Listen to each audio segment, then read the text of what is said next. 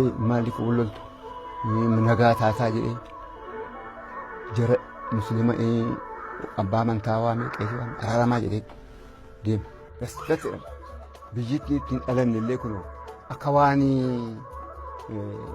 وديتي بوقا في جيش إنه مفروضين كسلا والله إنه من اسم ربنا أكو بيركنا عشان دوك دينا إيه جاكو جا ما جلا جن بوي بقى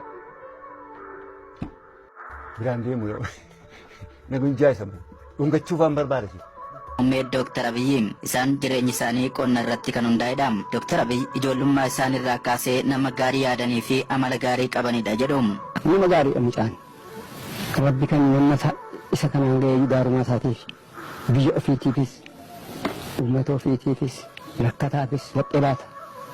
Nama walloleen araarsa. Biyya kana dizeeni walloo ifuulchi dhugu. Akkuma gaarii rabbi isaa waan ga'ee anas immoo Bagari bisa kau bisa Abbaan ministeera muummee Dr. Abiyyi ilmi isaanii wayita filannoo ministeera muummeetiif dhiyaatan miira isaanii akkasitti yaadatu. Anjeerri kuni Oromoo dhumti keenya mootummaatti oliin ba'a jedhee yaadata. Gaafa sana caccabee ijoolleen azaantu ijoolleen isaa boggaamma idilii amma kana afaan uummata Oromoo cuqqaalamee kana wala ga'e hin ba'a jettee sarbanii yeroo gadhiitiin garuu gaafa inni ol ba'u egaa gammachuun sakkanaa miti. Inni sangaa qaluu, inni hoolaa qaluu, inni biyyatee gammade biyyuuti. Amma jarattiin kun biyya amma kana nyaattee barteettiin itti faaja'een nyaattiin ni nyaata.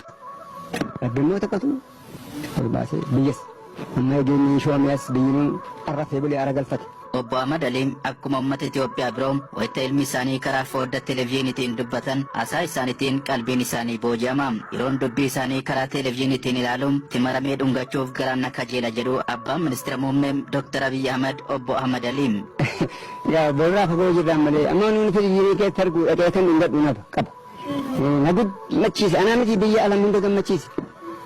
Maaliif baay'ee gammada namni keenya qalqiin izbiin hin gammadaa jira malee anaa miti kan kogaan caalaa jiru.